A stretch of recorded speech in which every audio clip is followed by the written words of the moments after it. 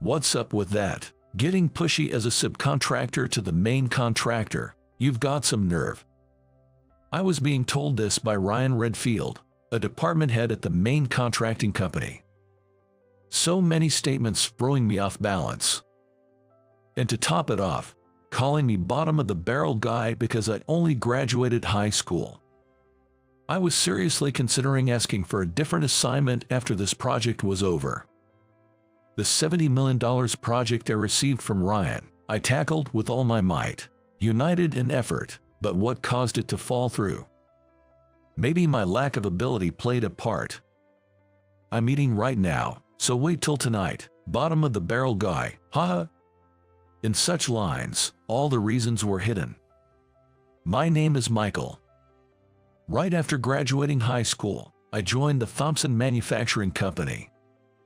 I lost my father early and was raised by my mother alone. With a younger sister and brother, I gave up on college to lessen the burden on my mother and chose to work. My mother strongly advised me to go to college, but I kept refusing. I hate studying, I said, choosing work over further education. Every time I saw her for several days, she kept saying I should go to college. At that point, I decided I'd find a job and never go to college out of sheer stubbornness. The job at Thompson Manufacturing, where I now work in sales, was suggested by my mother after she gave in. Assigned to the sales department, I learned from my superiors at work and devoured self-help books at home, striving to improve every day. 10 years passed. I was now accompanying Emily, my mentor in the company, who was about to retire for marriage, to a client meeting. Redfield Motors here produces several world-leading products. Their representative, Kevin, is a senior colleague who taught me what sales are all about. He's great. Since Michael, you're taking over from me, make sure you do well. Emily was a top-performing saleswoman. With her retiring, I took over some of her clients. Today was one such day accompanying her. Upon arriving at Redfield Motors, we were led to the meeting room. Emily is getting married. Congratulations. I first thought Thompson Manufacturing was joking, sending a greenhorn straight out of college as our report. Just kidding. Though, you've been a hard worker and we've had a good relationship. It's like seeing off my own kid today. The meeting proceeded in a friendly manner throughout. Michael, right. Looking forward to working with you. I have something I'd like to request of your company right away. I listened closely and proceeded with the discussion, helped by Emily's input. I'll take this back to the office and get back to you early next week. That would be great. Will Emily still be around by then? She'll be here until the 31st of this month, so let us know if you need anything. I immediately started working on the paperwork for the request from Redfield Motors, running it by Emily, and then getting approval from my boss, David. I then scheduled an appointment with Kevin and visited Redfield Motors. What's this? Who are you? I was told the rep was a stunningly beautiful woman, and here you are, a young man. Our company must really be underestimated as a mere subcontractor. The man who appeared in the meeting room was holding a soda bottle, wearing a shirt with a goofy pattern, and surprisingly, a tattoo was visible peeking out from under his sleeve. He had long, blonde hair and looked to be about my age, a young man for sure. I'm Ryan. I was assigned as your new contact, but I'm withdrawing. That's that. Saying this, the young man named Ryan left the meeting room. I had no idea what had just happened. After waiting about 10 minutes in the meeting room, the man who called himself Ryan returned. Still here, Hut, good for you. If you had left, I was thinking of canceling the deal. The old man must have asked you for something. Show me. Explain it quickly. As I prepared, feeling a bit thrown off, I asked him a question that was on my mind. What about our usual contact, Kevin? He was useless, so I sent him to warehouse duty. Hurt his back in 3 days and is now hospitalized. Useless, right? Haha. I calmly began explaining the details of the documentation. So, how much will it cost and by when can you deliver? As I mentioned at the end of our last meeting, the proposal is on the last page. $10,000 for 2 weeks, huh? No, it's $100,000 for 2 weeks. That's expensive. A tenfold increase just like that, and you are just a subcontractor. I deliberately kept silent. I like that look on your face. Let's go with this for now.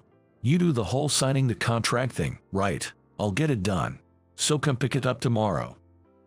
Somehow, despite feeling off, it seemed like I had managed to close the deal. The next day, I went to see Ryan at Redfield Motors to pick up the contract from the day before. Wow, you're early.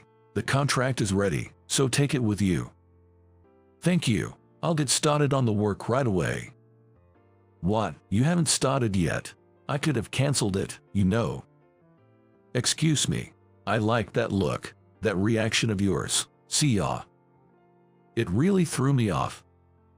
As I was leaving the meeting room, someone called out from behind. It was Kevin, on crutches. Ryan told me about you. Are you okay? It was tough manual labor I wasn't used to. It got me good. We talked for a while and then parted ways. A few days later, while doing desk work in the office in the afternoon, I got an internal call from a colleague in another department. The call was about no payment received from Redfield Motors yet. Normally, such delays never happened, so they contacted me as the person in charge. I confirmed the delay in payment and contacted Ryan at Redfield Motors. What's this? A subcontractor daring to chase the main contractor for payment? You've got guts. Don't worry, though. I just went on a vacation, and the processing got delayed. You can wait a couple of days, right, as a subcontractor. He said that unilaterally and hung up. Main contractor or subcontractor, does it matter that much between representatives? I thought he should have done it before going on vacation, but I didn't say it. I made the call, and payment was finally confirmed 4 days later. Just as I was about to call, the phone rang. Michael, you have a call. It's Ryan from Redfield Motors. Ryan was calling. I just finished the procedure. You should be grateful that a main contractor is personally informing a subcontractor over the phone. Thank you. Similar payment delays started happening frequently after this incident. Despite Ryan's somewhat prickly way of speaking on the call, I endured it. You're always so cool. Here's a big chance coming up. Did you know about the new safety standards changing early next year? Every company will need this new part to pass inspection. Yes, several small parts requiring advanced manufacturing. Right. Subcontractor with quick info, as expected. So, here's the thing. I'm looking for a company to make these. I've entered your company in the running. It's a deal worth over $70 million. You're entering, right? There's a joint briefing tomorrow at 1 p.m. in the large conference room on the 3rd floor of Redfield Motors headquarters. All interested subcontractors, gather, or rather, just come. And that's what Ryan said. What should we do? I was confirming this big deal Ryan mentioned with my boss, David. I want the part specifications now. Need to hear from the ground crew too. Let's take our engineer and go there on the day. The engineer and I were led to the large conference room on the 3rd floor of Redfield Motors headquarters at 12:40 p.m. the next day. Impressive headquarters. There were 3 conference rooms just in the corridor we passed through. We took our seats, 10 minutes early, but no one else showed up. Then the conference room door opened. I thought it might be another company, but it was Ryan and a few men in work clothes. Let's start then. Today, the guys from the field will explain. You'll get 3 copies of the same document. Share with the person next to you. You guys, explain it clearly, so even this dumb subcontractor can understand. It's a valuable explanation from a main contractor. So listen carefully, subcontractors. Aren't other companies coming? The answer was straightforward. There's no other subcontractor capable of doing this but you. Didn't invite anyone else. Don't get too cocky just because a main contractor called you up. We listened for about 2 hours to 2 engineers from Redfield Motors and 1 expert from a specialized agency. Can you really make it, being just a subcontractor? Based on our discussions with the engineers, it seems feasible, but I have a few questions, if that's okay. Go ahead, ask anything. The engineer and I asked several questions. Is that all? No more questions. Can we end this meeting, subcontractors? Thank you. We now have a clear idea, so we'll take this back and consider it. It's a $70 million annual deal. Don't talk big and then say you can't do it, especially as a subcontractor. I returned to the office and, as planned, held a meeting with the heads of each department. To make this, we'll need to use a patented technology we acquired earlier. We don't have a memorandum of understanding regarding its use with Redfield Motors, so we'll need their signature. Well, we can make a prototype in 4 days. Easier than I thought. I checked with each department and contacted Ryan the next day to make an appointment and visit. Let me guess, you are here to decline a $70 million deal, subcontractor. I had come to Redfield Motors meeting room with the engineer. It was a challenging request, but our engineers managed to shape it. Made a sample, did you? How is it? I handed the sample received from Ryan to the head of Redfield Motors technical department. The department head started measuring the sample from every angle. The size and shape are perfect. Please allow us to perform a functionality check. We have our engineer here, so we'd definitely like you to see it. Take them with you and do it quickly. Feel free to use the room. The department head left the meeting room with our engineer to perform the field verification. If the sample works out, we'll proceed as planned. But what about the price and delivery schedule? Depending on the sample, that's the intention. Right. Those guys are taking their time, aren't they? The head of Redfield Motors technical department and our engineer returned. The sample passed, despite being from a subcontractor. Let's proceed as planned. Thank you. However, to manufacture this product, we need to use patented technology. To proceed as planned, we need a signature by 8 p.m. on the 30th. The 30th, just 3 days away. A signature. Mine should be fine, right? Should I write Michael? Just kidding. Need the company sticker too. Impossible at this hour. We'll do it another day. Please, I urge you to take care of it. Don't get so high and mighty as a subcontractor. Didn't you learn that in college? I wouldn't know. I didn't go to college. What? Bottom of the barrel? That's why you could take such an attitude. Just so you know, there are no bottom of the barrel employees at Redfield Motors. That's why you could only get into a subcontractor. Haha. After this is over, I seriously thought about asking for a change in assignment. I've been calling daily for the documents since then, but today I was told I was busy yesterday, so come tomorrow. When I visited the next day, I was informed Ryan is off today. Suddenly, it was the last day, the 30th. He's not at his desk right now. Can't you get a hold of Ryan? It's urgent. Please wait a moment. I was genuinely panicking. It was just before 7 p.m. Here's a call from Ryan. Are the documents ready? What's up? I'm meeting right now. Just ordered, so I'll be back in 2 hours. Come then. I'm going out of my way to return after dinner for a subcontractor. But the deadline is in an hour. Extend it. I was off yesterday, so it's additional time. Maybe stoppage time is easier for you to understand. Bottom of the barrel guy. That's not how it works. I'm meeting right now, so wait till tonight. Bottom of the barrel guy. Haha. Really? Is that okay? Huh? I didn't receive the documents from Redfield Motors. Yes, I understand. I'll do as instructed. It was my lack of ability. I apologize. Thank you for saying that. I'll head back to the office now. At 8:10 p.m. on the 30th, I contacted David, who was waiting at the company. It seems President Thompson was there too. When I returned to the office, David and President Thompson approached me. Let's wrap this up once and for all. I sent an email to Ryan. After that, I was busy drafting messages to various parties about the conclusion of the project and expressing our gratitude for their efforts. Frankly, thinking about the next day was depressing. How many places would I have to go around for apology? Anderson Metalworks, who had just informed us they were increasing staff to set up production, had just helped us with the sample. At 9 p.m., as I was preparing to leave, a phone call rang out. What's this about? It's a $70 million deal. Such a big project rarely comes to a subcontractor. Come right now. The documents are ready. You can fudge the time a bit. Thank you for the call. Please don't ask for the impossible. We can't manipulate the time. I'll be taking the documents you gave us to another place. Their deadline is 9 p.m.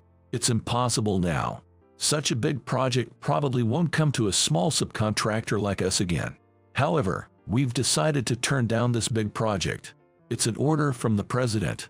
I'm reflecting on the fact that it wasn't a project for someone with only a high school diploma like me to handle. What do you mean by canceling the contract now? I'll sue you. How am I supposed to explain this to the main contractor? This involves cutting-edge technology. It could even lead to a leak of secrets. We hadn't signed the main contract yet. We didn't receive the documents from you. Maybe you could tell the main contractor that you couldn't contract with the subcontractor because you were reading. But I doubt they'll treat you seriously. As for the leak of cutting-edge technology secrets, the confidentiality of information received from your company in relation to the sample production is assured, as written in the sample production contract. So, don't worry. Damn it, a mere subcontractor. In yesterday's internal meeting, David and President Thompson told me this. There's been no good news from Redfield Motors lately. We've heard from various sources that a guy named Ryan is trouble. It matches the reports we've heard from Michael. Our assigned report if the documents don't arrive in time. We decided to cancel the contract. But canceling a $70 million contract is a big deal for our company too. Yes, it's a big deal for our company. That's why we prioritized minimizing damage over profit. I'm coming over there now. Wait for me. The call was abruptly cut off. Even now, his tone was condescending. The call was on speaker, so David, President Thompson, and many others who were still there heard it. Let's see what face he shows up with. Shall we wait then? We can go out for dinner afterward. David, President Thompson, and I waited in the conference room. It was Ryan and President Redfield who showed up. We've heard from our manager, Ryan. We're truly sorry. If you don't mind me asking, what exactly did Ryan tell President Redfield? He said the contract couldn't be completed due to traffic jams and the paperwork couldn't be handed over. I played the loud call on my phone to President Redfield. Ever since a previous incident with a business partner over a call, I started recording all calls. What's this, Ryan? I'm eating right now. That's different from what you said.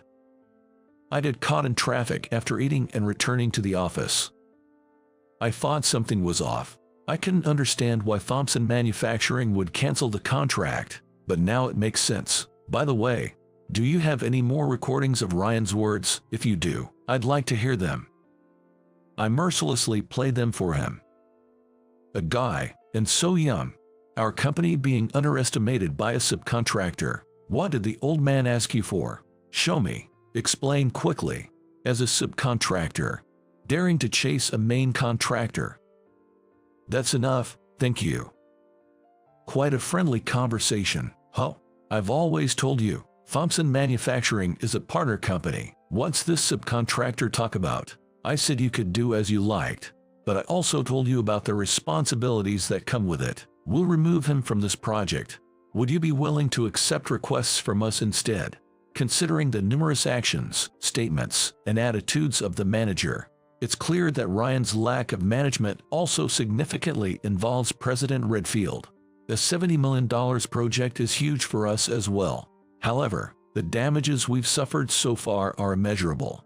After comprehensive consideration, we've decided to withdraw from all future dealings with Redfield Motors. That is all from us. What? Just because I made a small mistake, You are pulling out of all future deals. Don't we mean anything to you after all we've done? That's not the case, Ryan Miller. We've personally and professionally endured humiliation because of you. How do you know that name? The engineer who accompanied me with the sample last time was from Anderson Metalworks, a part of our group company. That's irrelevant now. Ryan was originally a worker at Anderson Metalworks. He was handsome and excellent in conversations with women, spending nights with different women each day. One day, he met President Redfield's daughter and learned about an unplanned pregnancy. Ryan was preparing to leave the town, but the woman was delayed in leaving her home, and it led to him being forcibly taken to the Redfield residence. Upon arriving, Ryan was surprised to find himself in a luxurious house. He understood then that a subcontractor's employee had become a candidate for the president of a main contractor. A Ray all rags to riches story. After the wedding, he was living in a big house with a luxury foreign car. Ryan seemed to be on top of the world. His first job title was suddenly a department head.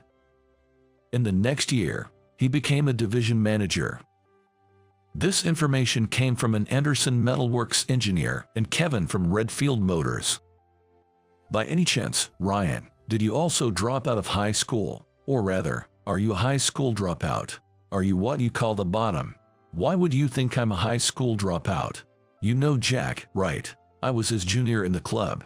He really pushed us hard. You graduated from Midwestern High. Yes. Ryan, me, and even my father. We all graduated from Midwestern High.